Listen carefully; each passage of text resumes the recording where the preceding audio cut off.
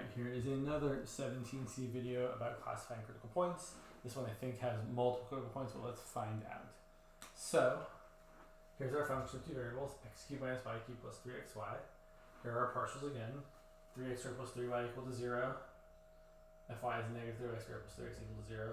And then our second partials are fxx is 6y, or 6x.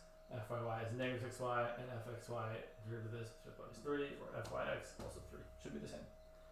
And again, we use the two first derivatives, the partial with respect to x and with y, to solve for the critical points. So we set this equal to 0, and then we solve for x and y. So the thing is, clearly you can look at this and see that 0, 0 is a critical point, because we set x equals 0, y equals 0, this equation equals 0, and this equation equals 0, right? It's a point for both of them. But it's not obvious what else is like, right? You could guess it would be wrong, but you could guess x equal to 2 and y equal to negative 4. Because then you have 3 times 4 here is 12, and 3 times negative 4 is negative 12. But here it wouldn't work, because if y was negative 12, this would be super big, or negative, this would not be valid. So we have to solve them simultaneously. And to do that, I'm going to solve this for y. So I'm going to say, okay, 3y equals negative 3x squared. So y equals negative x squared.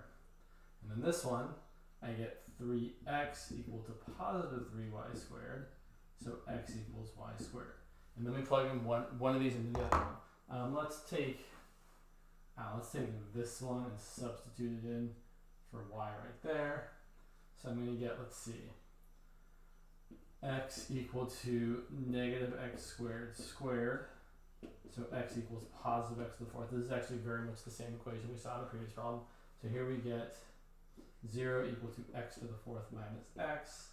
0 equals x times x cubed minus 1. So our solutions are x equal to 0 and x equal to 1. The difference between this equation and the previous one is here 0 isn't undefined. So here if x equals 0, so looking up here, if x equals 0, we also get y equal to negative 0 squared, which is going to be y equal to 0. And if x equals 1, we get y equal to negative 1 squared is negative 1, right? So you're squaring first and negating after. And those both work, right? If you plug in 1 for x and negative 1 for y, here you get 3 plus negative 3 is 0. Here you get negative 3 plus 3 is 0. Awesome. And then we're going to test them. So, again, we're going to find the determinant of the Hessian, capital D, fxx, fyy, minus fxy squared. Let's see, and so fxx, so we're just going to take this, right? 6x times negative 6y minus 3 squared.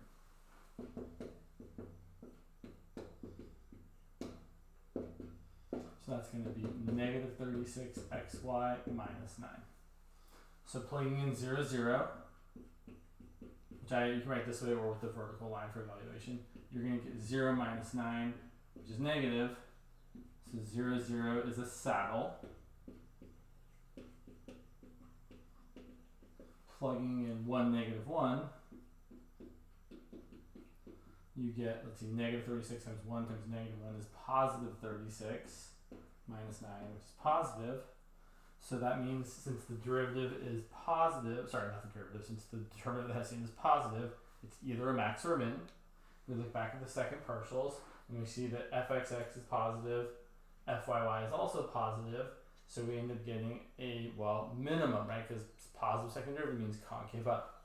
So we see the right fxx at 1, negative 1 is equal to 6 times 1, which is positive, which means we have a minimum at 1, negative 1.